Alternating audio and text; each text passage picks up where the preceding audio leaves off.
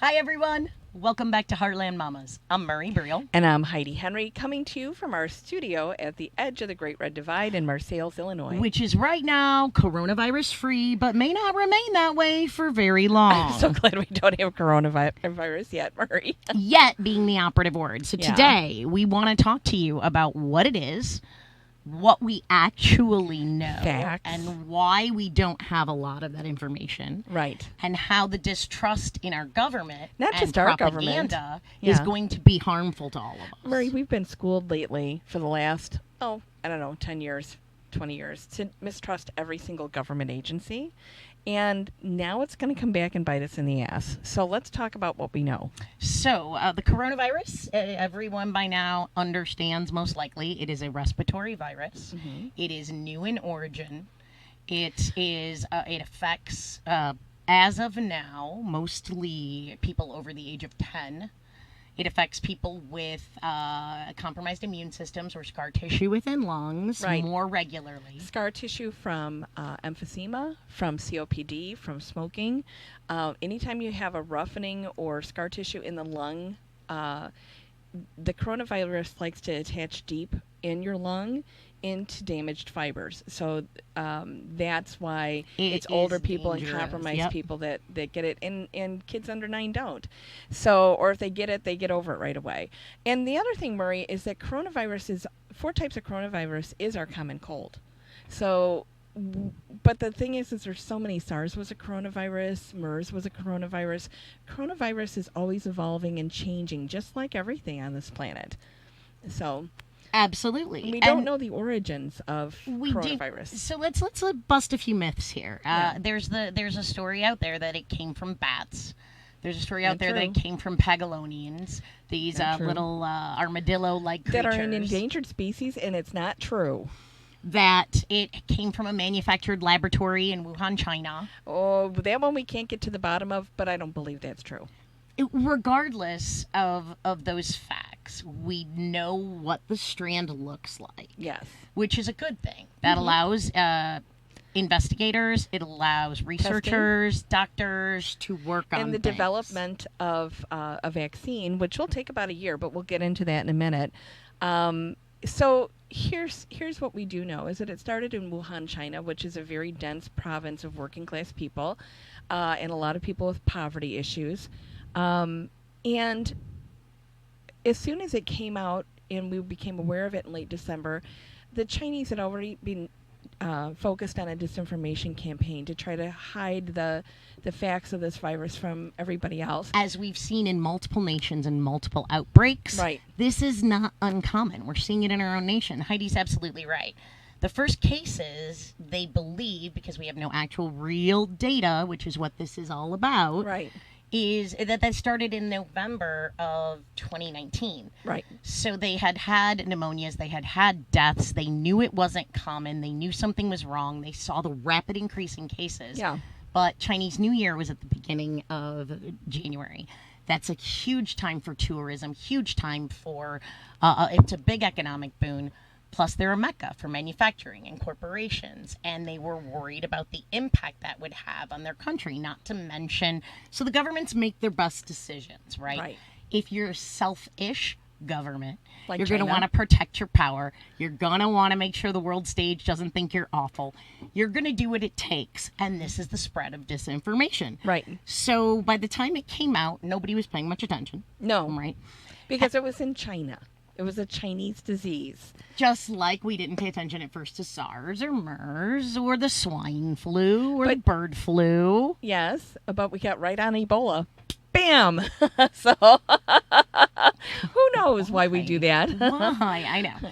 So- Before we go even deeper, I do want to make sure that we point out, as we're talking about what the virus is, the virus is not the same as the flu. Nope. It is not the same as a cold. Nope. It is not the same as MERS or SARS. Right. It is a coronavirus, which is a family, Of a multiple category viruses. of various viruses, but it is not comparable to any of those. So when you see posts when you see news people, when you see the Secretary of Health and Human Services, Who's a lawyer, not a doctor. who has no idea, saying that it's just like the common cold. It is not. Or that the flu is more dangerous. Stop. Yeah. We don't know, which is why the spread of disinformation from China has hampered our ability to report numbers. Right. So now, because our numbers, Murray, in a common cold are like 0.2% of deaths from the common cold. And so it's very unusual for somebody to die from a cold or the flu. Now, with the coronavirus, we've had numbers anywhere from 2% to 11% reported of deaths from this disease. The problem is that it's too soon to tell how many people have died because we don't have a big enough control group. We don't know how many people had the disease and died from it without being diagnosed. Right. This is flu season. Mm-hmm. It's very common to have people die, especially the older population, from pneumonia, flu complications. We do know that if you're over 80 and you've been a smoker, you're probably going to die from this.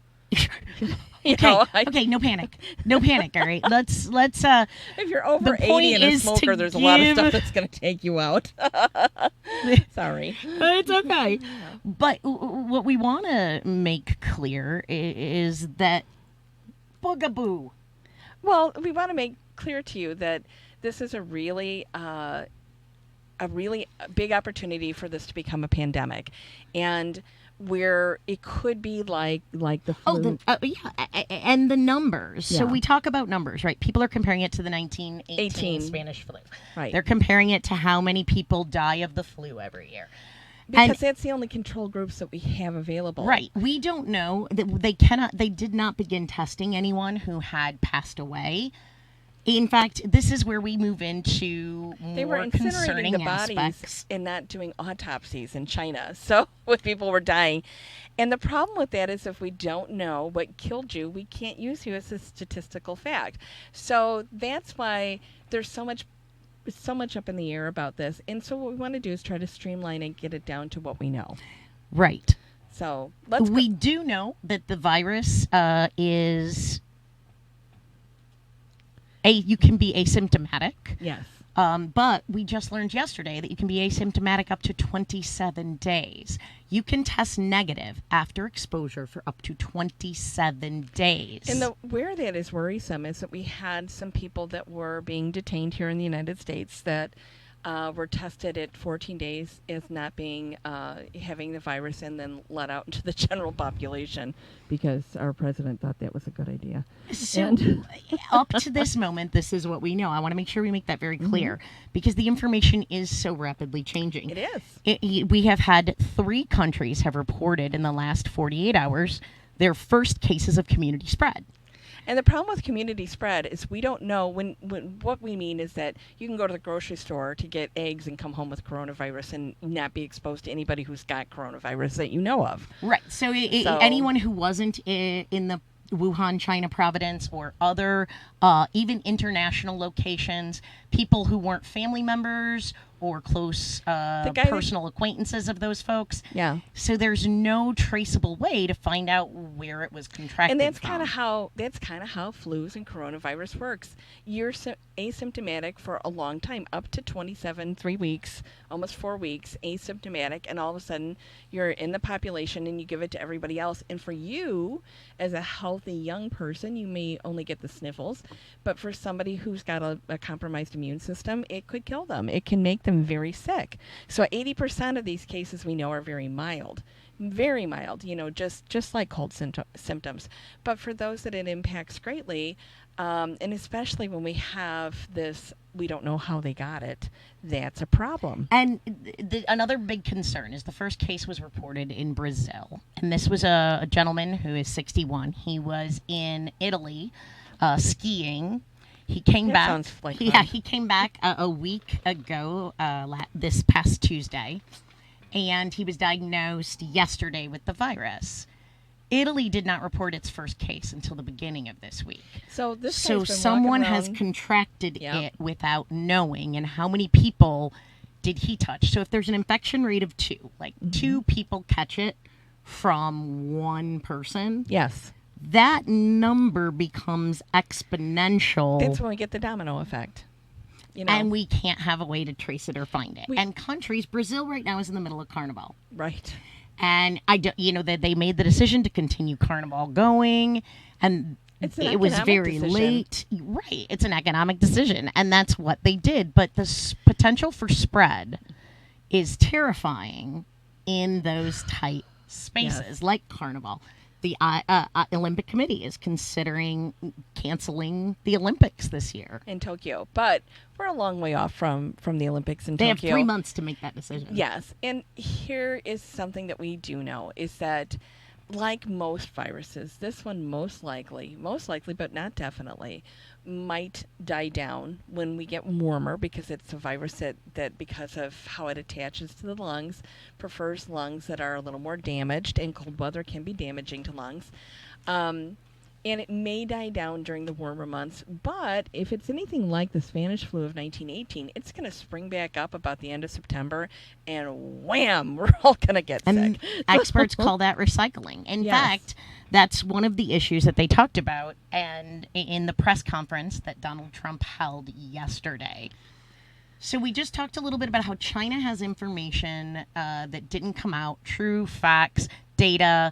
For whatever reason, we don't have accurate information. Well, so we don't have accurate information, Marie, because and I'm going to get political here on an issue that I think is a health issue. And we had a really good response team under the Obama administration for Ebola. That's why Ebola was contained to just a few countries in Africa and was squished down until it disappeared. It reared up again, and we squished it back down so it couldn't come over to this country or spread outside of those countries in Africa. Even neighboring countries didn't get it because we had a rapid response team that was headed by Rear Admiral Timothy Zinner. In May 2018, anything with the name Obama on it, John Bolton was instructed. Exterminated? It was gotten rid of. Anything that had Obama's name attached to it under the Trump administration was gotten rid of. So we don't have a rapid response team in place. We have taken away 80% of the funding from the CDC, and the head of our health right now, the person that we look to that stands next to the president is a guy named Alex Azar, who is the head of Health and Human Services, and he was a CEO for Eli Lilly. His closest claim to being a doctor is his dad was an eye doctor. His dad was an eye doctor, but the reason he was chosen as one of the brightest and the best only. And because he served with Ken Starr, he decided, oh man, if you serve with Ken Starr as a lawyer, you must be great to be the head of Health and Human Services. The guy doesn't know what's going on, and his only responsibility is to make the president look good. And if we look at the presser, that's exactly what happened. When he went in front of Congress before the presser, that is exactly what happened. He repeated what the president wanted. He refused to answer whether or not they would restore the rapid response team. Right. He refused to answer whether they would give the funding to the cuts and restore those. He refused to say that the money, the billions that Congress is going to give them, billions of that our is money, going to go into the private sector, not the government, to the private sector, because to when develop a virus, when you run a Eli vaccine, Lilly, you want to make sure that money goes to Eli Lilly, not to the CDC. To find a vaccine, I'm rolling my eyes.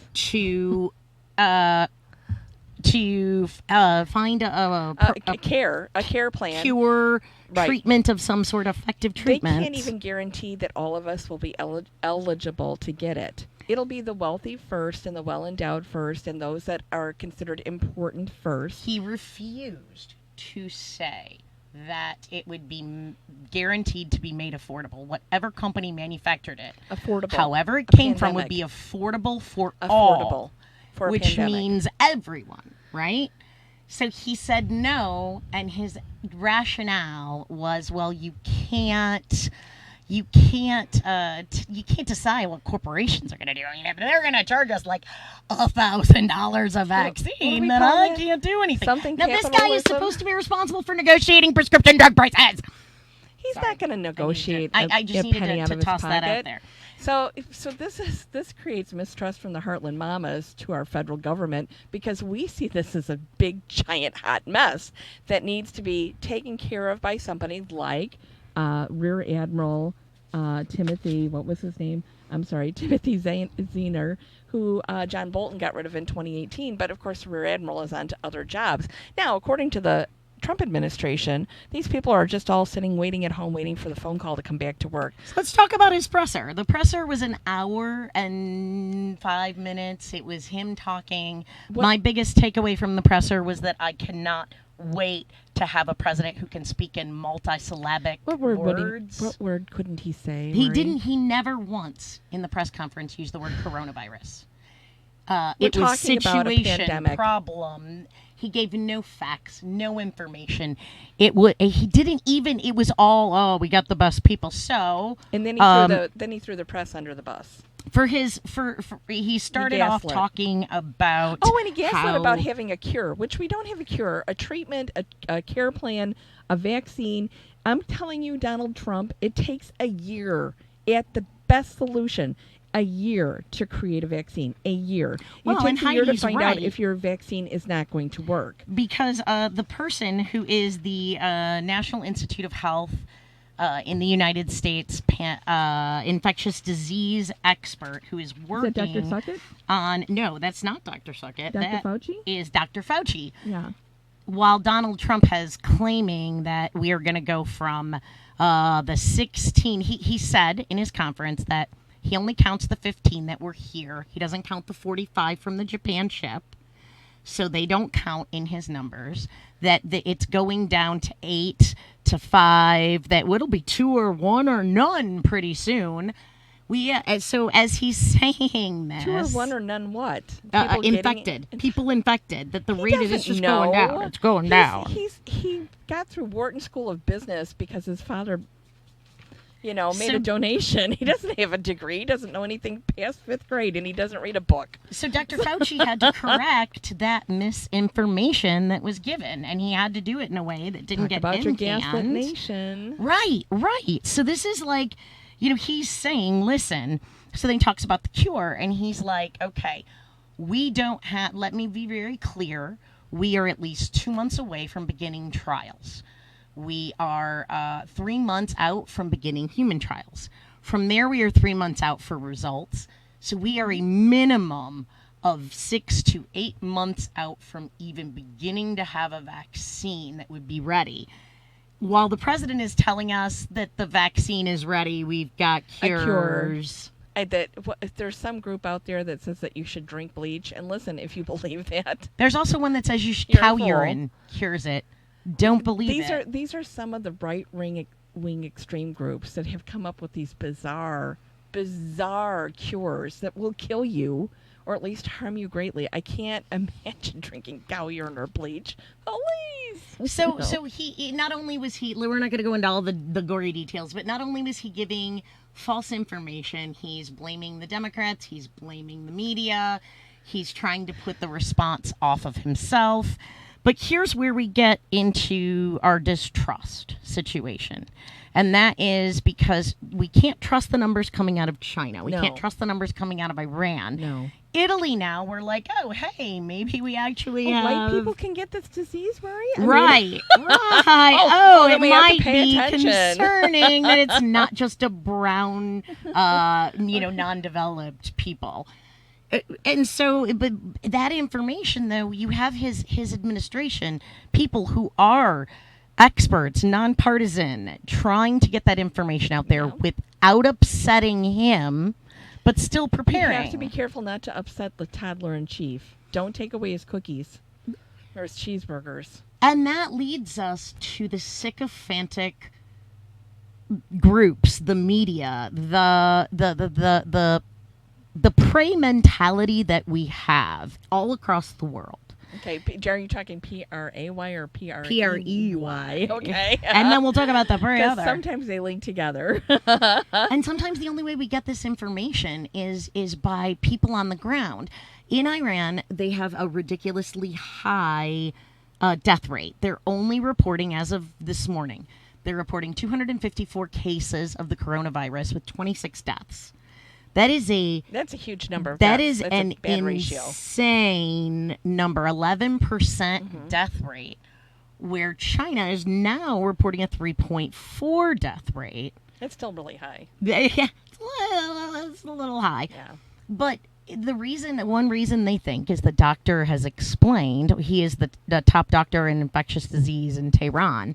And he was on a condition of anonymity, but I'm pretty sure you could figure that out. I don't know how big Tehran is. It didn't go but well you can for the guy in probably- China.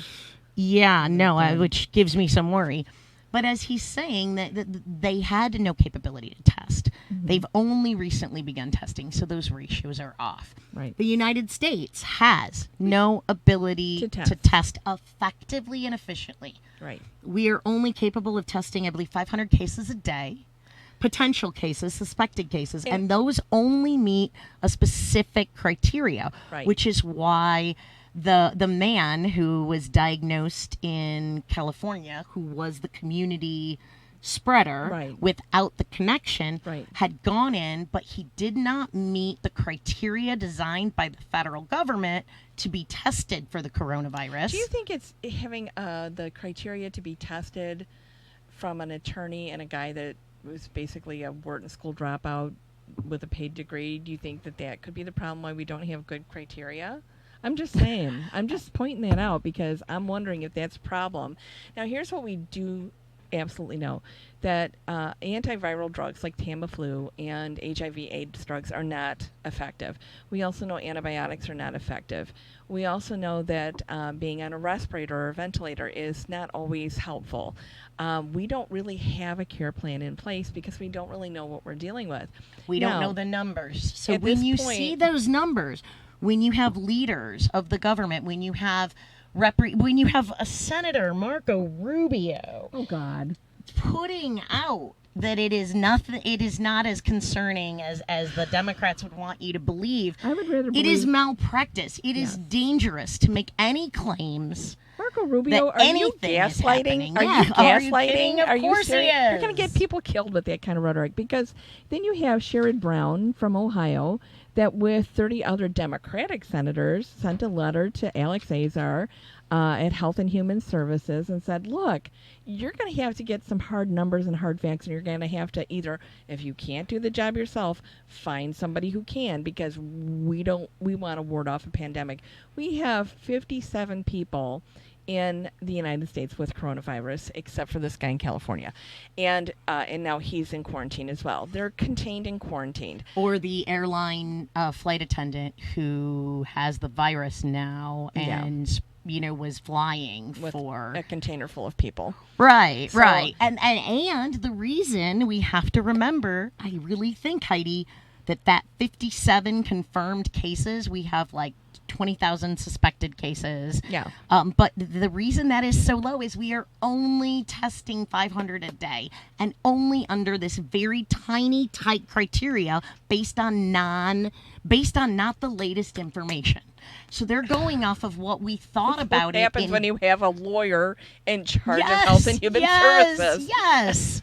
Or now, the czar being a pandemic creating vice president. Oh, God. The man who Created unknown sexually transmitted diseases by a closing down. huge HIV outbreak in his state. Yes. It dismantled health Science care. denier. And to hear Trump talk about how he's just so great. Look at what he did. Other states look to Indiana. He can as pray a the gay beacon. away. I'm like, what are we going to pray Which brings us to prayer is not going to work. You're not going to get the coronavirus because you're not good enough. You're not Christian enough. You are not going to get it because you might be Muslim or Jewish Or gay. or a woman or black or brown. Okay, that's bullshit. Stop Yes, it. Stop it. Because coronavirus doesn't disseminate. It doesn't care who you are. Yeah, who you are. It doesn't care. And saying as if that's true, it just creates a dangerous situation. Right now, Marie, in the United States, things are pretty contained. But I would say, for everybody's best interest, make sure that you eat a healthy diet. If you feel sick, stay home. If you need to go to the doctor, wear a mask. Wash your hands. When I teach a children's summer camp at my farm, and when they're washing their hands to make sure they do a good job, you make sure you get your wrists between your fingers, the backs of your hands, and you sing the Twinkle Twinkle Little Star song, because that's 20 seconds, and that will make sure you kill all the germs, okay? So, and simple things. Murray's gone out to dinner with me. I don't eat at buffets hardly ever, and if I do, after I put my Except we food on had my to in plate, Iowa. yeah, it was okay. I didn't get sick. I have to go and wash my hands before I eat, and you should too, because that's how it spreads on cruise ships. Well, and speaking Not washing of your hands. speaking of large gatherings, Yeah. you can, if you're feeling sick, stay home. Stay home. However, Trump is having a rally to disrupt the Democratic election in South Again? Carolina. He's having one Friday night, anticipating thousands and I'm thousands so- of people. Here's the problem. Yeah. Is it a good idea to have a rally with thousands and thousands of people during a potential pandemic that we don't know? Is that really Well, he'll really do a it. good idea? He'll do it. You know, Like, I don't have know. in Just my I have a asking. red Asking for a heart. friend. I have a red heart on my calendar, January 20th, 2021. Do you know why? Yes. It's inauguration day. Mm. I am going to be in Washington, D.C. to celebrate. There's something else we can do here, and I really want to point this out. Mhm. Heidi said we can wash, we can take hygiene precautions, we can stay home if we're sick, wear a mask if we're sick, keep our kids home if they're sick. Stay away from your family. Don't hang out with your pets. They want the CDC, what's left of it, says you should isolate yourself from your family if you can. I think that's a great idea, because then I don't have to wash dishes or cook. Bring me food. That's what I'm going to tell my husband today. I've got coronavirus. Please bring food to our bedroom. Just leave it outside the door. Yeah, 'cause you and then can't go come away. in, right? Oh, I kind of like that. Yeah. I love the big guy. But so. we can stop spreading misinformation. Right. So we talk about distrust. We talk about distrust and how we find research and real data from those in the front lines without an agenda, trying to solve this major Yes. problem that's worldwide. Yes. We have people who are preying on that. We have people who are using it for their own ends, whether they're saying the Democrats are doing this for political gain, whether they're doing it to sell magic mystery cow urine cures, which aren't real. Don't drink cow urine. Whether they're using it to sell insurance. People are going to spin this to any number of nefarious ways. And there's one guy who really, really concerns me, and he's on Twitter. And don't give his name. I have posted on our Twitter, on my Twitter, Marie Briel, IL16, about him. And the problem is that he is a fringe right-wing pundit. So he's not mainstream, meaning he's not on Fox, he's not on The Answer, he's not syndicated. Is he like, who's that guy, that InfoWars guy? Yes, he's kind of like one of those. And he has, There ought to be a 600,000 law against followers. He's hashtagging coronavirus, but he's spreading misinformation. And that doesn't mean that his followers, that are the right wingers, they're going to believe that everything is fine, that it's all a hoax, that it's the deep state. We're never going to get through to those folks that Jesus is coming for the rapture. Whatever the deal is, I'm not worried about them. Whatever happens, happens. Real information is out there. But this guy, because of how Twitter works, because of how hashtagging works, if you hashtag coronavirus, you get all the latest information from the CDC, from the NIH, from countries actually inside the countries that are reporting the outbreaks. You get the scientific data. It's a great way to keep up to date on what's But you're going also on. going to get trolls that really don't know what they're talking about, and But- you might even get us. But this guy pops up, and not only does he pop up, so if I'm March Madness guy, right? Yeah. Woo, I like my basketball, and I'm just on Twitter, and just have that social media group of sports, because there are people that are not always political. We forget there's a ton of people in the Yeah. world that aren't political. So if you're just that guy, or the mom looking to see what the Kardashians are doing, and you've heard about coronavirus, and you hashtag coronavirus to see what's up, Kardashians would find a way to sell something for the coronavirus, they would. Yeah. This guy Featuring and Kim's others ass. like him Yeah. They're spreading this false information, and he looks legitimate, and he has 500,000, 600,000 followers. So don't spread it. Don't Right, share right, it. right. So, but that takes that person who doesn't know politics, doesn't dig deep enough, and goes, "Oh, well, I'm not worried about the coronavirus soundbite mentality. Right. Well, no. He sees these posts Yeah. from this guy and all these likes, and he's like, "Okay, well, I guess that it's not going to spread, that it's going down." He's spreading information about the comparisons between it being things that are not the same. He's spreading misinformation that the infection rates are going down worldwide. He's denying the actual facts from the CDC and the NIH. I think we get climate change deniers. I think we get Russian interference deniers, and now we have a coronavirus denier. So anytime somebody says no, that this can't happen, I would look a little further. And it seems to me like some parts of the population are just getting smarter than that, and other parts are like they're just looking for a reason to hate. But I also think that there's this whole middle ground of people who, all right, you know what? It doesn't impact their lives. Yet. Like the economy, they got jobs, they're doing all right. Yeah, they probably don't have anything in the stock market. But that doesn't matter. They're thinking that they're okay, and they're not a Trumper, they're not a Democrat. Yeah. They're just going through life because they have kids, family, jobs, pressures. So they have all of this going on. Not everybody is into it. And when you want to find something out and you hashtag it and you search it up, and someone who looks legitimate but is spreading lies is out there, it can spread misinformation, and that will kill people. So will the misinformation on climate and the change distrust and in government. And here's some of the other things that we can grab onto is that we do know that the prevention of the spread of the disease is pretty basic. It's hand washing and not going out when you're sick. And if you go to the doctor, we don't know how long it lasts on surfaces. We don't know. The CDC even said that men with beards should shave them. Oh my God! Did you see the beard chart? But again, it's not just spread by droplets. They thought that it was spread only by droplets.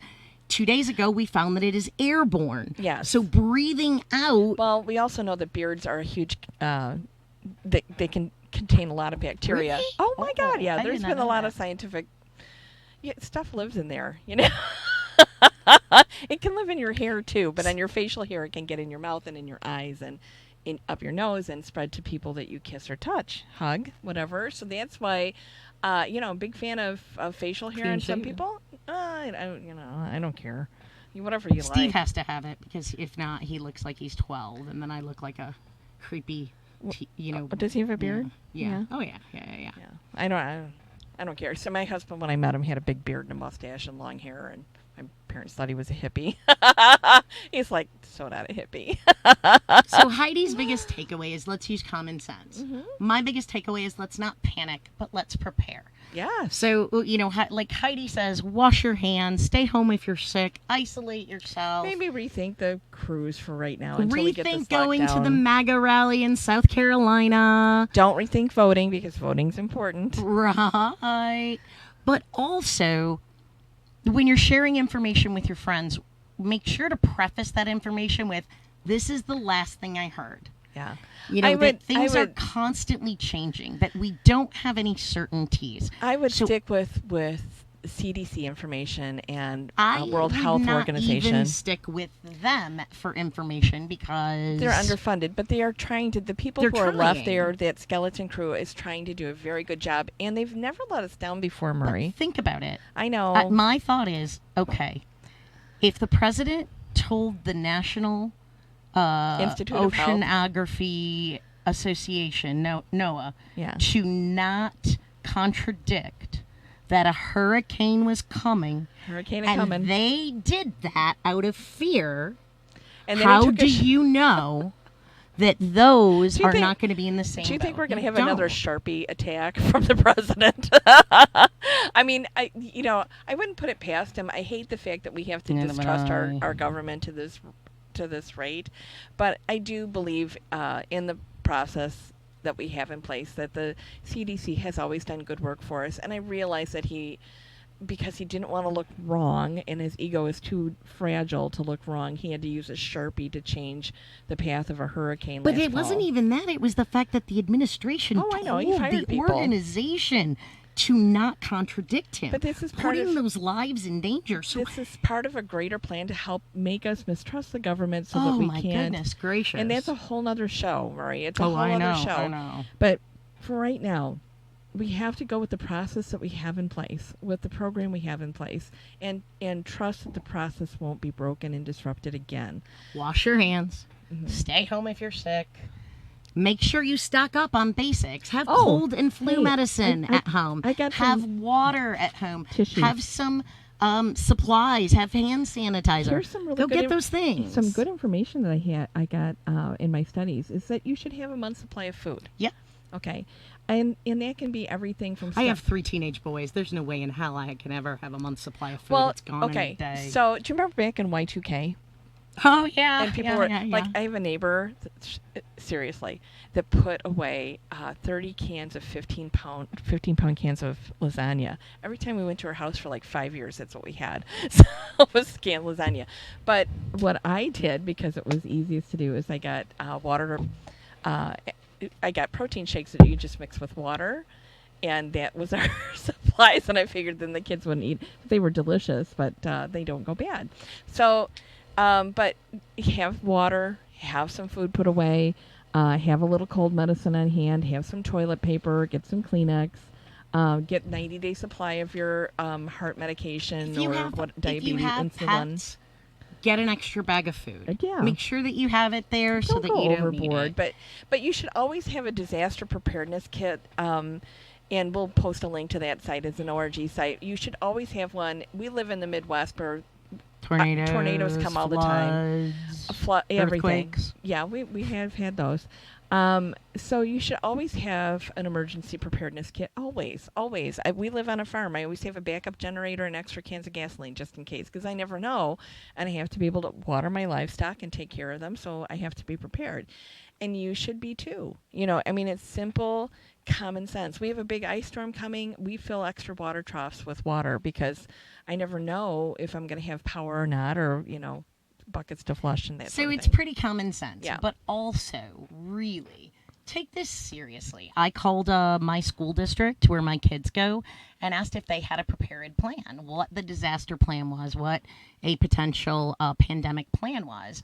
If it's anything like Japan, Italy, Australia, and I don't think Germany will be too far off, they've closed schools down for 2 weeks to a month. Mm-hmm. So what's your plan for that? Are we going to go into the summer for a month? Yeah. Or is there some sort of... Because we don't know how long it lives on surfaces. Exactly. That's the problem. So we need to make sure that we're asking those questions and that they're thinking about those things, and just keeping aware and not claiming, please. I know I've been a little soapboxy today, and I apologize, but I knew it when she came in today. She I just was had that look on her raring. face. the most important thing is not to say Don't tell people There's because so much we don't know. Yeah, there's so much we don't know, and It's moving, it's changing, and it's not really here in the United States. it hasn't been diagnosed But in the United A States. lot of us. I have a friend of mine that just came home from Italy, and and she's no longer friends with her. no, we had a glass of wine together at a restaurant yesterday. So, so could it happen? Yeah. And then I went to an individual meeting, so I was with more people, and I was with my very sick father. Well, I'm campaigning for my state senate candidate, and I am with people all the time and shaking hands, and I'm like, well, I'm screwed. Got to keep washing your hands, hand I do. sanitizer. And the other thing I wanted to say is elbow butt yeah. instead of handshake. Let's change it. Let's go like this. Episcopalians, we always do elbows because we do the peace. So, Sweet. But I wanted to say too, I had a very scary interaction with one of my dad's nurses. My dad's in hospice in a nursing home right now, and we were talking about different things, and she actually brought up the coronavirus potential pandemic, because where she's from, in her part of the world, they have an outbreak now. She's from China, and she's a citizen of the United States, but she's got family back there. So she was telling me about how every time that the nursing home goes through all these preparedness cases, they always worry about it. And she said, we just went through it with influenza A. And she said, now we had meetings all day today because if it gets in here with all these people that are in dire condition, it's going to kill them all. And she said, we absolutely know it and we have to take precautions. And so, I've seen them go into room with infectious diseases like shingles and influenza and stuff. And they even had an outbreak of gastrointestinal last week. And they gown up. They have covers on their shoes. They have gloves on all the time. They have masks. They don't have just those little paper masks. They have these things that look like duckbills. So, and they take precautions. But I want you to understand that hospitals, rest homes, things like that, they're already taking this very seriously, and they're thinking about how they can prevent it from spreading through their facilities. My dad's in hospice. It's probably not going to impact him. I hope not. But it's good to know that they're preparing to protect other people. I can say I'm not. I haven't investigated thoroughly, but I do have more faith in states, individual states, being able to respond in a timely fashion and do what they can as opposed to the federal government. So we live in Illinois, and I'm pretty sure, I know for a fact in Will County, that when a vaccine, in any pandemic situation, they have an amazing pandemic plan. Within 48 hours of a vaccine or a cure being delivered to the county, everyone in the county will be vaccinated.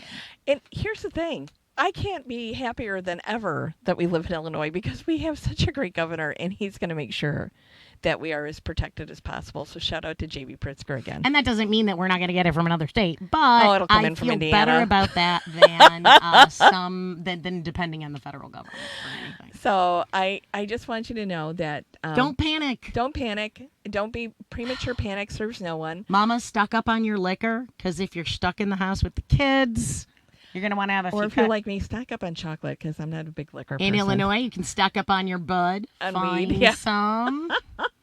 You might want to grow Maybe some weed is for the cure. commodity. There's a post out there, guys, that said weed cures it. No. There's no proof to that, but None. I like the idea. I'm okay with the idea. I always think that we should look outside of the box. We've talked about the fact that I'm 59 and I take no medication because I take a crap ton of supplements.